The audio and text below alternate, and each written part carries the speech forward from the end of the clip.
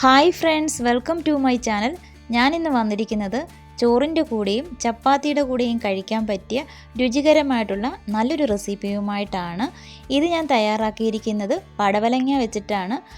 പടവലങ്ങ വെച്ച് വളരെ പെട്ടെന്ന് ഉണ്ടാക്കാൻ പറ്റുന്ന ഈ ഒരു റെസിപ്പി നിങ്ങളാരും സ്കിപ്പ് ചെയ്യാതെ മുഴുവനൊന്ന് കണ്ട് സപ്പോർട്ട് ചെയ്യണേ.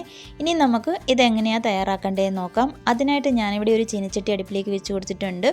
ഇതിലേക്ക് 1.5 ടീസ്പൂൺ അളവിലാണ് എണ്ണ ഒഴിച്ചു കൊടുത്തിരിക്കുന്നത്. എണ്ണ നന്നായി ചൂടായി കഴിഞ്ഞപ്പോൾ ഇതിലേക്ക് 1/2 ടീസ്പൂൺ അളവിൽ ഉലുവ ചേർത്ത് കൊടുത്തു. 1/2 ടീസ്പൂൺ അളവിൽ തന്നെ നല്ല ജീരകവും കൂടി ചേർത്ത് കൊടുത്തിട്ടുണ്ട്. ഇത് നന്നായിട്ടൊന്ന് മൂത്ത് വരട്ടെ. അത് കഴിഞ്ഞിട്ട് നമുക്കിതിലേക്ക് ഒരു ചെറിയ സവാള കൊത്തി അരിഞ്ഞതും 2 പച്ചമുളകും കൂടി ചേർത്ത് കൊടുക്കാം. ഈ ഒരു സവാളയ്ക്ക് പകരം ഒരു 5-6 കൊച്ചുള്ളി ചെറുതായിട്ട് അരിഞ്ഞ് ചേർത്ത് കൊടുത്താലും മതി. ഇതിപ്പോൾ 1 മിനിറ്റ് ഞാൻ ഇളക്കി കൊടുത്തിട്ടുണ്ട്. ഇനി കുറച്ച് കറിവേപ്പിലയും കൂടി ഇതിലേക്ക് ചേർത്ത് കൊടുക്കുകയാണ്.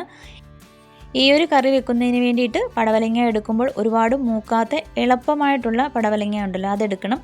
ഞാനിവിടെ ഈ ഒരു കൊച്ചു പാത്രത്തിന് ഒരു പാത്രം പടവലങ്ങയെ ഒന്ന് അരിഞ്ഞെടുത്തിട്ടുള്ളൂ. ഒരുപാട് മൂക്കാത്ത പടവലങ്ങയാണ് എടുത്തിരിക്കുന്നത്. ഒരു ചെറിയ പടവലങ്ങയുടെ പകുതി മാത്രമേ ഞാനിവിടെ കറി വെക്കുന്നതിന് വേണ്ടി എടുത്തിട്ടുള്ളൂ. നന്നായിട്ട് അതിൻ്റെ പുറത്തെ തൊലിയൊക്കെ കളഞ്ഞു ചെറുതായിട്ടൊന്ന് കട്ട് ചെയ്താണ് ഞാനിവിടെ ചേർത്ത് കൊടുത്തിരിക്കുന്നത്. ഇതിലേക്ക് ഈ ഒരു സമയത്ത് തന്നെ ആവശ്യത്തിനുള്ള ഉപ്പുകൂടി ചേർത്ത് കൊടുത്തു നന്നായിട്ടൊന്ന് ഇളക്കിയെടുക്കുകയാണ്. നമ്മളിതിലേക്ക് വെള്ളമൊന്നും ചേർത്ത് കൊടുക്കുന്നില്ല.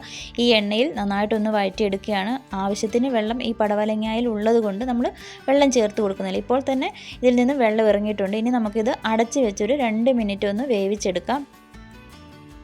ഇത് വേകുന്ന സമയം കൊണ്ട് നമുക്ക് കുറച്ച് തേങ്ങ ഒന്ന് നന്നായിട്ട് അരച്ചെടുക്കാം. ഞാനിവിടെ ഒരു 5 ടേബിൾ സ്പൂൺ അളവിൽ തേങ്ങ നന്നായിട്ടൊന്ന് അരച്ചെടുക്കുകയാണ്. പിന്നെ ഞാനിത് ഇടയ്ക്കൊന്ന് തുറന്ന് നന്നായിട്ടൊന്ന് ഇളക്കി കൊടുത്തിട്ടുണ്ട്. അതിനുശേഷം വീണ്ടും ഇത് അടച്ച് വെക്കുകയാണ്. 2 മിനിറ്റ് എന്ന് പറഞ്ഞപ്പോൾ നോക്കിയപ്പോൾ വെന്തിട്ടില്ലായിരുന്നു. വീണ്ടും ഒന്ന് തുറന്ന് ഇളക്കി കൊടുത്തു. 2 മിനിറ്റ് വീണ്ടും വെച്ച് കൊടുത്തു. ഇപ്പോൾ നന്നായിട്ട് പടവലങ്ങയൊക്കെ നന്നായിട്ടൊന്ന് വെന്ത് വഴണ്ട് വന്നിട്ടുണ്ട്. ഇത് ചെറുതായിട്ടൊന്ന് ചുരുണ്ട് വരും വേകുമ്പോഴത്തേനും കേട്ടോ. ആ ഒരു പരുവമായി കിട്ടിയിട്ടുണ്ട്. ഈ ഒരു സമയത്ത് നമുക്ക് ഇതിലേക്ക് കുറച്ച് പൊടികൾ ചേർത്ത് കൊടുക്കാം.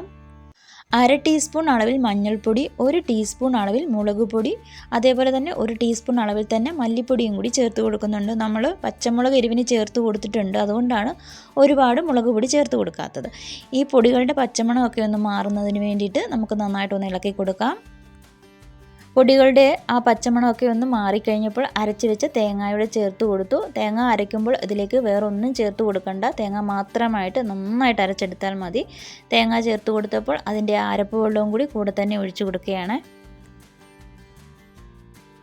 ഇനി ഇത് നന്നായിട്ടൊന്ന് ഇളക്കി കൊടുത്താൽ മതി. നമ്മൾ തേങ്ങ ചേർത്തിട്ട് ഒരുപാട് സമയത്ത് തിളപ്പിച്ചാൽ തേങ്ങ പിരിഞ്ഞു പോകും. അതുകൊണ്ട് ഒരുപാട് സമയത്ത് ചൂടാക്കേണ്ട കാര്യമില്ല. ചെറുതായിട്ടൊന്ന് പതഞ്ഞ് തിള വരുന്ന ആ ഒരു സമയത്ത് നമുക്ക് സ്റ്റവ് അങ്ങ് ഓഫ് ചെയ്ത് കൊടുക്കാം.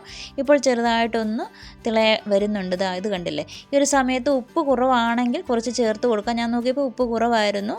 കുറച്ച് ഉപ്പ് കൂടെ ചേർത്ത് കൊടുത്തു. ഒന്നുകൂടി ഒന്ന് ഇളക്കി കൊടുത്തിട്ട് സ്റ്റവ് അങ്ങ് ഓഫ് ചെയ്ത് കൊടുക്കുകയാണ്. ഇനി ഇത് നന്നായിട്ടൊന്ന് തണുക്കാനായിട്ട് വെച്ച് കൊടുക്കാം.